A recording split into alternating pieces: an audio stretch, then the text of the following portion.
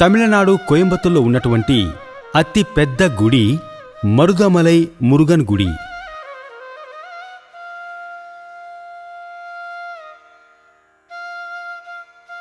పురాతన గ్రంథమైనా సరే కొత్తగా చెప్పిన విధంగా ఉంటుంది.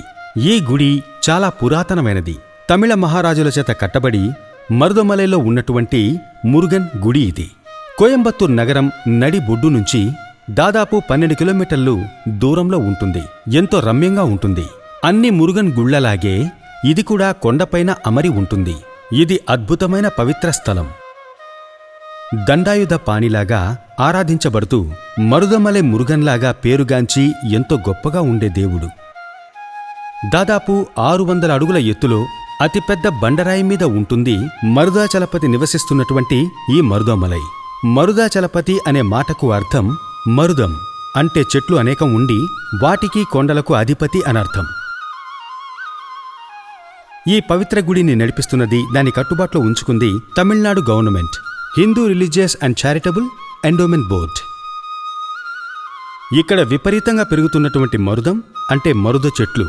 ఇక్కడ పెరుగుతున్న ఈ చెట్ల వల్లే దీనికి ఆ పేరు వచ్చింది. కొండ మీద ఉన్నటువంటి మిగతా గుళ్ల కంటే ఇది కొంచెం వ్యత్యాసంగా ఉంటుంది.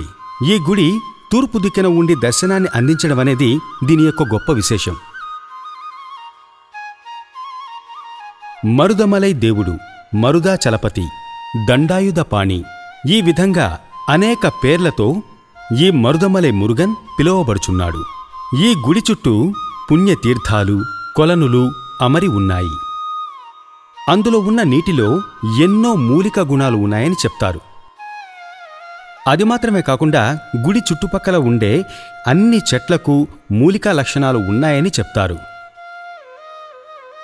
ఎన్నో వ్యాధులను నయం చేయడానికి మందుల్ని తయారు చేయడం కోసం ఇక్కడున్న ఈ అద్భుతమైన చెట్లనే ఉపయోగిస్తున్నారు.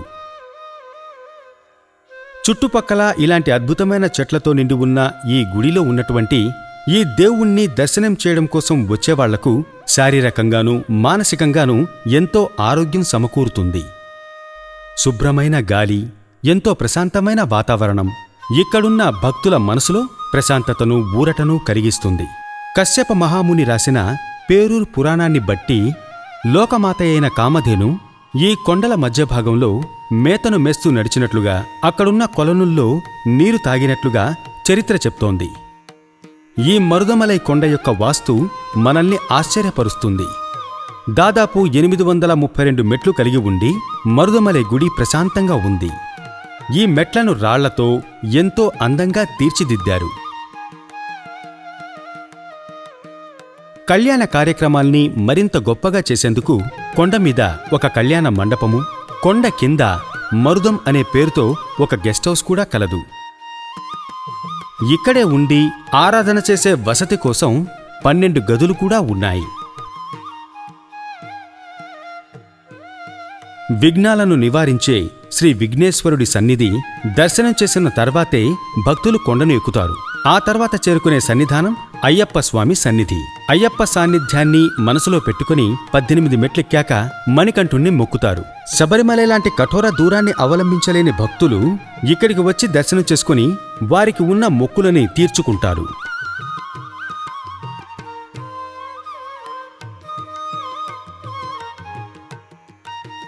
ముఖ్యంగా ఈ గుడిలో అమరి ఉన్నటువంటి గర్భగుడిలో ప్రతిష్ఠ చేయబడ్డ సుబ్రహ్మణ్య స్వామి స్వరూపంతో చేయబడినటువంటి విగ్రహం దాదాపు 5 అడుగుల ఎత్తు ఉంటుంది. కుడి చేతిలో దండాయుధాన్ని ధరించి తూర్పు వైపు తిరిగి ఉంటాడు. ఎడమ చేతిని నడుం మీద పెట్టి తన అందమైన రూపాన్ని చూపిస్తూ దర్శనమిస్తాడు. పళనిలో ఉన్నటువంటి మురుగన్ విగ్రహము, ఇక్కడున్న ఈ విగ్రహం ఒకేలా ఉంటాయి. ప్రధాన సన్నిధి, అర్ధ మండపం ఆకారంలో చిన్నవే. పెక్కుమంది భక్తులు వచ్చి దర్శనం చేయడం కోసం ముందు పక్క మండపం పెద్దదిగా ఉంటుంది. గుడికి కుడివైపున శ్రీ పట్టీశ్వరర్ దేవాలయం ఉంటుంది. ఎడమవైపున శ్రీ మరగదాంబిక అమ్మవారి గుడి ఉంటుంది. అమ్మవారి గుడికి ఎదురుగా ఉన్నటువంటి నవగ్రహాలు, అలంకార గృహానికి ఎడంవైపున ఉన్నటువంటి పెరుమాళ్ గుడి ఇక్కడున్న ముఖ్యమైన అంశాలుగా చెప్పొచ్చు. కార్తీక మాసం ఆడి 18, తమిళ్ నూతన సంవత్సరం, ఆంగ్ల నూతన సంవత్సరం, కార్తీక దీపం, తైపూసం, పాల్గొన మాసంలో విశేషమైన కార్యక్రమాలెన్నో జరుగుతాయి. ఈ గుడిలో అవి ముఖ్యమైన అంశాలు. మందులు, భక్తి ఒకేచోట కలగలిపి ఇక్కడ అవి రెండూ మనుగడ సాగిస్తున్నాయి. మరుదమలై మురుగన్ వల్ల ప్రపంచమంతా ప్రశాంతంగా ఉంది. మరుదమలై మురుగన్ తమిళ మట్టిలోనే కాదు, మనసులోనూ కొలువున్నాడు.